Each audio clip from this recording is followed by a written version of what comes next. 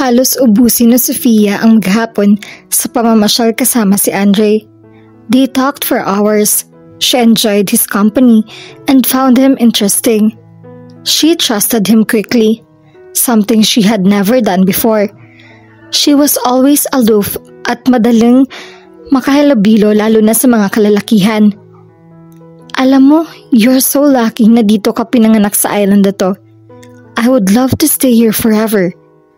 Napakatahimik at malayo sa gulo. Katatapos lang nila mamasyal at nagkayayaang magpahinga sa duyang ratan sa ilalim ng mga puno ng niyog. She wanted to touch his handsome face. Tila napakasarap haplusin ang mumukha nito habang nakapikit at bumaba ang mga mata niya sa nakatikom nitong mga labi. She swallowed hard. Pakiramdam niya ay nanunuyo bigla ang lalamunan niya. Yes, you're right.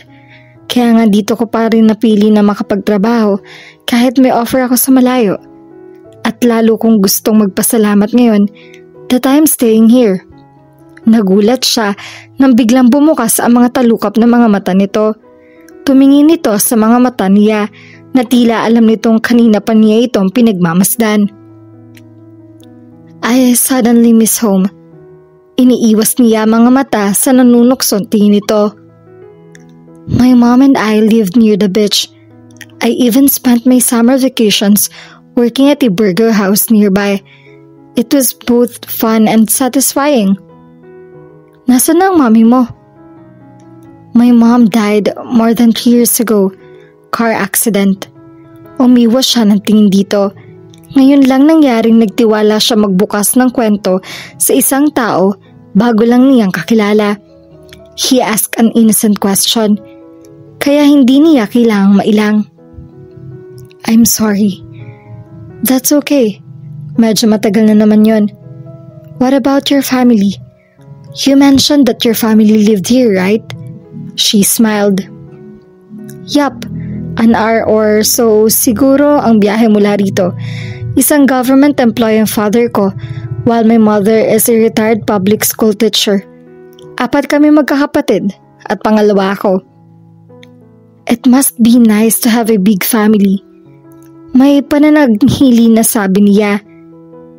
Mahirap pero masaya. Isang araw ay dadalhin kita ron. I'll introduce you to my family. Natitiyak kong magugustuhan ka nila. Sabi nito. Napabaling siya ng tingin rito. She wasn't sure if he regretted the fact na nasabi nito iyon sa kanya nang hindi nag-iisip o dahil wala itong balak sabihin iyon. Sinasadya man o hindi. Tama bang narinig niya? He wanted her to meet his family. Family? Matagal-tagal na rin mula nang magamit niya ang mga salitang iyon. Nag-iisang anak lang siya at maaga pang namatay ang kanyang daddy. She was used to be alone. Nasanay kasi siya sa lifestyle sa Amerika na ang mga tao roon ay hindi malapit sa isa't isa. Hindi katulad dito na kahit magkakapit-bahay ay magkakakilala.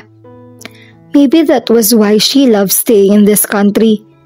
The people were warm and had very close family ties. Yung tipong hindi niya nararamdamang mag-isa siya, lalo na kung magkakaproblema siya. I would love that. Hindi niya nilinaw kung alin ang ibig niyang tukuyin, kung ang makilala ang pamilya nito o makita ang lugar kung saan ito ay pinanganak at lumaki. The whole day was pure fun of Rewel and Sofia. Parang matagal na sila magkakilala. They did many things together, such as snorkeling and scuba diving. They tried banana boating and jet skiing. Pumunta rin sila sa isang local restaurant doon na kilala sa mga native na pagkain ng iba't ibang lugar sa Pilipinas. Natatawa siya habang pinagmamasdan ng dalaga habang kumakain ng mga local delicacies. You know, for a woman your size, I can't believe you eat this much. Nakangiting sabi niya habang isinusubi nito ang isang himay ng order niyang chili crab. And I didn't know na mahilig ka sa maanghang. Nag-request pa ito ng extra chili paste para sa usawan. Nakangiting lumabi ito sa kanya.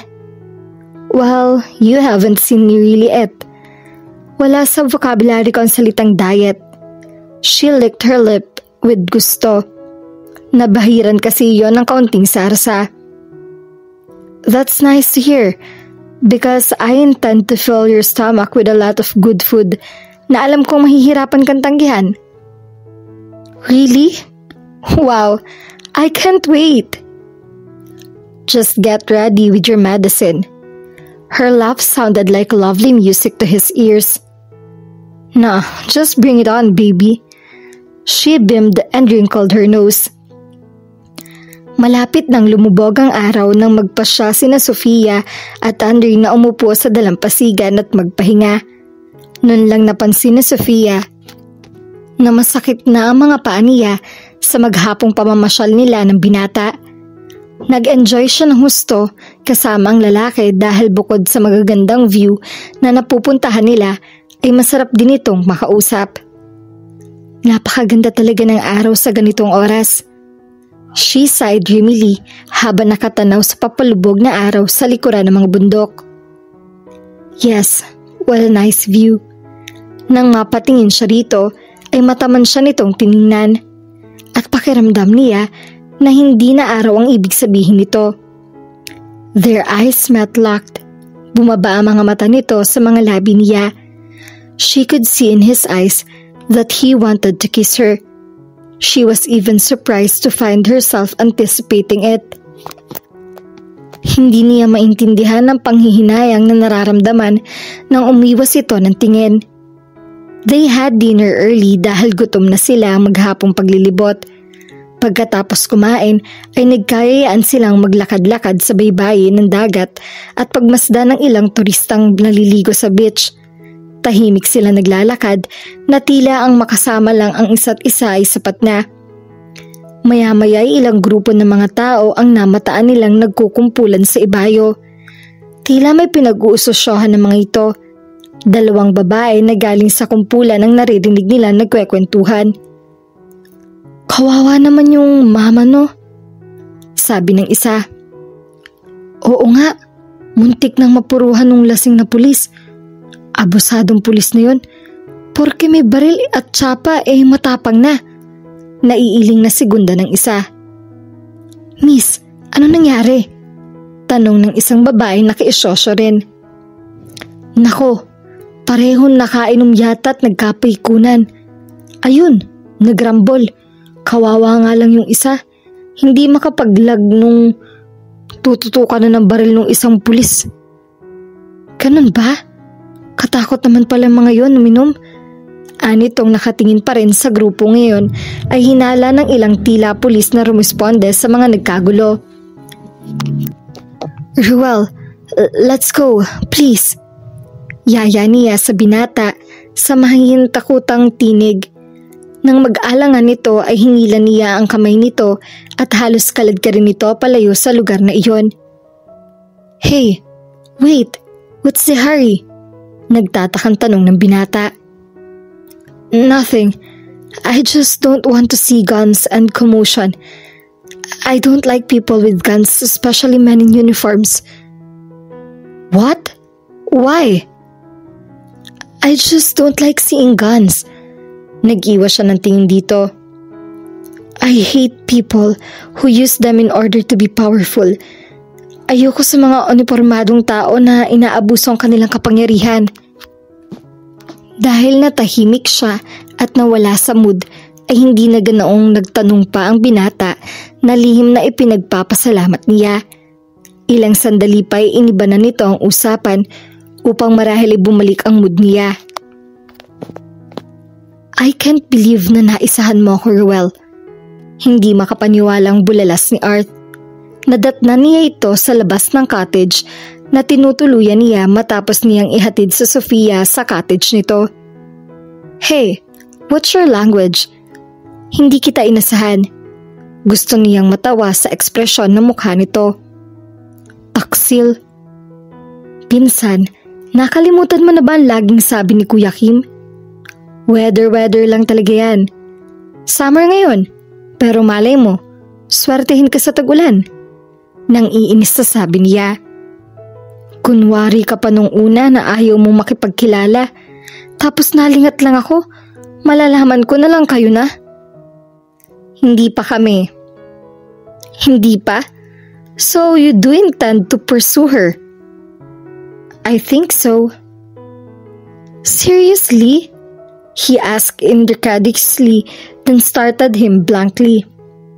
He didn't want to admit it, but there was no point. Art could read him like the palm of his hands. They practically grew up together. He knew he could see through him just like how he could see through him. Does she know about you and why you're here? Nang aarok na tanong nito. They stared at each other for a moment. I haven't had the chance to tell her. God, she doesn't even know my real name. Man, whatever happened to your no hauling of innocent people thing? I know. Hindi ko alam kung bakit pero hindi ko nagawang pigilan ang sarili kong lapitan siya nung makita ko siya sa coffee shop. Hindi ko maaaring sabihin na sa kanya ang totoong pangalan ko dahil baka ma-jeopardize ang kaso. But I will tell her kapag nagkaroon ako ng chance. See? I told you, she's a witch. Pambubus ka nito. Yes, a very beautiful witch indeed. Man, you're in big trouble. I can't believe you're easy. Nangingiting sabi nito habang tinatapik-tapik ang balikat niya. Umamin ka. You're falling for her deep and fast. Thanks a lot, cousin. He smiled sarcastically. Well, the last I could do is to share my expertise when it comes to these things. You know me. Women are my favorite subject. Naiiling siya sa tinuruan nito. Kahit kailan ay hindi niya ito mapipigilan sa pagbibida pagdating sa mga babae. He looked forward to the day when his womanizing cousin fell in love. Yeah, right. Hey, I know mas matanda ka sa akin ng 3 taon, pero pagdating sa expertise, admit it bro, I know women the way you know guns. Anito habang nakatingin. Tigilan mo nga ako, Art. Come on, Ruel. Ayaw mo bang mapasagot ng mabilis ang chick na yon? I know some techniques, man. Alam ko namang kinakalawang ka na sa ganyang mga larangan eh. How can you even say that? Ni hindi ka nga nakaporma nung magpakilala ka, hindi ba? The murderous look on his cousin's face made him laugh out loud. He couldn't help himself. Hey, nakachamba ka lang? Wrong timing lang ako dahil gusto niyang mapag-isa that time. She was pissed off even before I approached her while I came at the right time. Yeah, right. Sabi mo eh. But please spare me from your coaching. Seriously bro, I can manage. Natatawa pa rin sang-ayon niya. Iniwan niya itong inis na inis dahil sa pinagtatawanan niya ito. Hey, you don't know what you're missing, Ruel. Pahabol na sigaw nito. Napanatili ni Ruel na maging kalmado kahit napatuloy ang panggugulo ni Sofia sa isip niya. Damn. Itinoon niya ang atensyon sa mga kasamaang nakaupo na paikot sa mesa sa loob ng kasino. Kasabay niyon ay ang isang masuring pagmamatsyag niya sa lugar upang hanapin ang posisyon ng mga kasama niya. 7 silang nag-undercover sa loob ng kasino na iyon kasama si Art. Nagpapanggap siya bilang isang businessman at kasalukuyan niyang kasama na nakaupo sa paligid ng bilog na mesa ang 6 na lalaki. Kasama roon si Lucio Garcia. All these men were potential suspects who were involved in Lucio's illegal drug business deal. Nalaman nilang isa sa mga ito ang kadil lang ni Lucio noong isang araw. Any one of them could be a buyer pusher. He needed to stay focused and read their body language. Kailangan niyang gawin iyon upang makakuha ng kahit anong katiting na impormasyon kung sino sa mga ito ang kadil ni Lucio.